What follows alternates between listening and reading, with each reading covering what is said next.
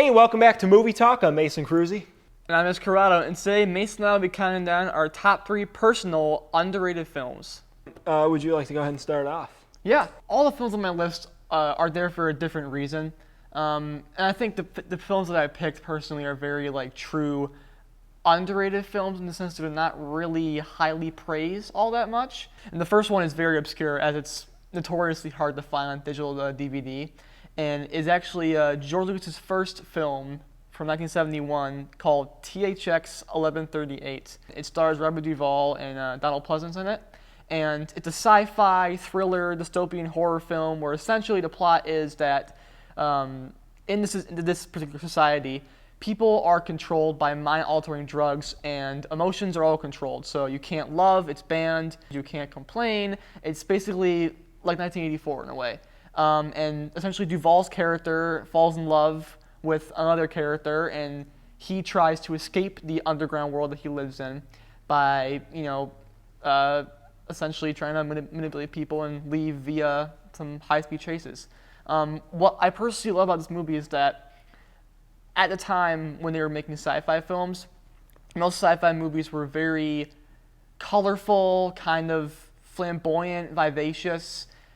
They seemed very pristine. THX, to me, achieves this futuristic look while looking dirty, old, worn in. The world itself doesn't look clean, even though there is very little color in this film. The only color you get in this movie is very small amounts of red, blue, but primarily white, black, and gray. Every single character wears white clothes, and they all have shaved heads, and they all have tags behind their ears. It's very eerie, very creepy if you're into that kind of stuff. But I think the main reason why people don't praise it all that much is because it was hard to market when it first came out, and it's generally a depressing movie. I can't watch it more than once or twice a year just because it doesn't have a lot of replay value. But what it does have in value is a fantastic soundtrack arrangement, a plot that is organized in a way that is detailed yet still simple for us to follow. Duvall's performance is very complex. To me, it was a catalyst for historic sci-fi films to come, and it plays a lot of homage to Star Wars in a way, and it shows just how far Lucas came as a director from this film, this small budget film. And I think it really displays a side of his directing that you don't get to see in some of his bigger productions. And that's why I personally love it, is because it's a piece of history in the sci-fi genre. And I'm not a huge sci-fi film fan, but this to me does more than just being a sci-fi film. It's very complex and deep. And if you're someone that likes that kind of psychological sort of thriller horror movie genre, then I think it's a great watch every now and again if you really appreciate that kind of stuff. My number 3 pick for most underrated is The Hateful Eight. It's usually considered one of Quentin Tarantino's worst movies, and I think it's one of his best. What it really shows off well is Tarantino's ability to keep the story interesting when he's trapping his characters into one environment. So pretty much the whole time, they're just inside this one cabin, Minnie's haberdashery. And a lot of people say that this film is boring, that it's too talky. And it is almost 3 hours long, and it is very talky. But what that does is it gives me time to appreciate what Tarantino has built, because his dialogue is that great and his mystery is that great that it gives it time to sit and linger and become unsettling at some points. The characters that he writes here are just absolutely extraordinary, and it has a really compelling mystery to it that has you involved. And I love how he splits it up into chapters like he does for a lot of his movies. It remains interesting throughout, and it's so visually beautiful, and the soundtrack by Ennio Morricone is just absolutely fabulous. And I cannot see why people find this to be one of Tarantino's worst movies. It's, without a doubt in my mind, one of his best.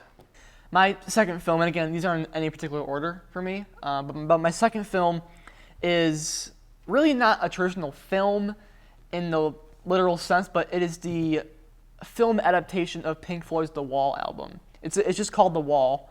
And like I said, it is just a visual adaptation in a way of the critically acclaimed album by Pink Floyd, The Wall. Came out in 79. The film came out in 82.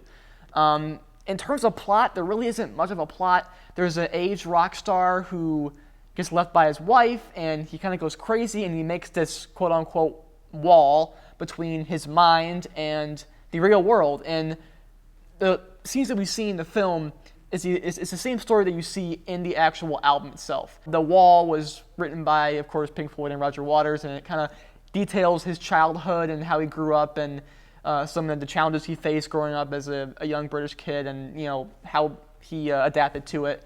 And to me, that's been one of my favorite albums of all time. I find a lot of purpose in that album, and it's really sentimental to me, as it is to a lot of people. And to see these praise lyrics be adapted to film and put into almost music videos. To me, this is like it's only an hour and a half. It's 90-minute runtime. To me, it's like one giant music video for the album. It's made in the style of an Art Deco or an art house movie.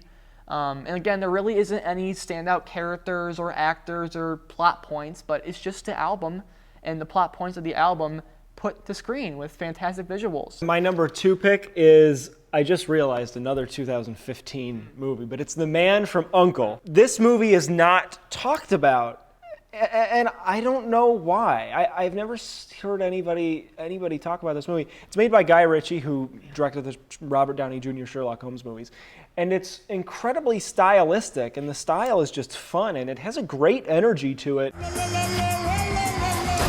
Nicely done. And I actually find the story really compelling, and the two lead characters play off each other brilliantly. Critics are a little lukewarm on it, and so are audiences, but for me, it's a movie that I've seen probably 8 times that just remains fun every time that I watch it, and the action's great, and it just has a very unique style to it as the action's going on. The way that Guy Ritchie zooms in and the way that he shows things is just... It's really great. I don't know why people don't talk about it. So my third and final pick for my list, I'm sure people our age love this movie because we all probably watched it our freshman year in English class. Romeo and Juliet, the 1996 Baz Luhrmann version. I know you're not a big fan of this movie, but ever since I watched this movie, I have found myself coming back to it over other versions of Romeo and Juliet. And obviously it has performances that are great from DiCaprio and other people, but to me, this is all about the directing style of Baz Luhrmann. I love his films. I love Gatsby. He has a new Elvis biopic coming out soon that I'm very excited to see. And I love Romeo and Juliet because it takes what, when you're a freshman in English class, you don't like reading poetry, right? You find it useless and you don't find any meaning in it. And you're like, ugh, Shakespeare, I could care less. To me, this movie is like, it's like getting kids to eat their vegetables in a way that's fun, But ever since then, I've found so much value in it in the way that it's directed. Baz Luhrmann has this style of using modern music and modern themes in a vintage-ish setting. He did that for Gatsby, but for this one, instead of having the characters dress in typical, 1600s or mid-century attire, they're wearing baggy Hawaiian shirts, much like this one.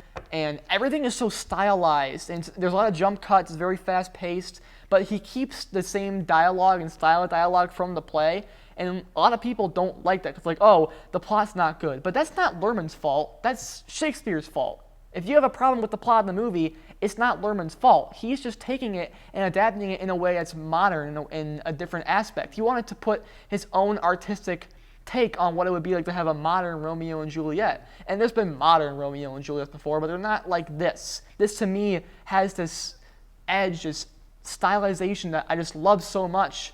And the characters and the setting being like a LA kind of thing instead of, Verona. And the themes in it and the performances and everything, to me, just it's captivating. I've come back to it time and time again. And whenever I see it on like Hulu, it comes back every now and then on Hulu or Netflix, I instantly watch it. And people are like, well, the dialogue is just play dialogue. What if you don't like Shakespeare dialogue? It doesn't matter. It really doesn't matter. I don't even find myself paying attention to the dialogue that much unless I really, remember the scene that well. It's just the style of the movie and the performances. Yeah, fair enough. I had a different reaction to it, but my number 1 pick, I saw this movie kind of recently, and I've only seen it once, which is why I'm surprised it made this list, but it just blew me away. Assault on Precinct 13. This is John Carpenter's, one of his earlier movies. He made Halloween and The Thing, which are usually considered some of his best. I think so too, but this one is never talked about. And it blew me away. So a man who's being chased by a gang seeks refuge in this abandoned police station, which has a couple of prisoners in it and one police officer who's on duty just watching the property. And this gang starts coming after them. And it kind of is similar to the Hateful Eight in a way that we're trapped in this one location. It's really kind of creepy. It has a certain eeriness to it. You really feel the weight of it, and it kind of has the B-movie kind of feel to it. I think that John Carpenter is a fantastic filmmaker, and Assault on Precinct 13, it's such a simple concept that is executed perfectly. The way that it builds tension and just it keeps you engaged while being creepy, but then sometimes kind of witty. It blew me away. Yeah, you're right. It really isn't a well-known Carpenter film. No, I mean, everyone talks about, and for good reason, Halloween and The Thing. The Thing is my favorite. And I mean, I still think Halloween and The Thing are better than this. I mean, Carpenter, he developed his skills later on. But I really like that B-movie feel. You're watching a movie that feels rough around the edges. It's not polished. It's not vibrant and glamorous. It's really dark and gritty, and it feels rough, but the story just works out in a way that is extremely satisfying. Those two things don't always go together. Yeah. When you're watching a B movie, you're typically entertained, at least for me, typically entertained by it, and I like that rough sort of style, and then usually the script goes nowhere. Right? Very seldom do you get a movie with the B-movie style that has a solid script. Assault on Precinct 13 does not deserve to go under the radar. It blew me away. Well, that's it for Movie Talk. I'm Mason Cruzy. And I'm Mitch Corrado. Remember, there's always something new waiting for you at the movies.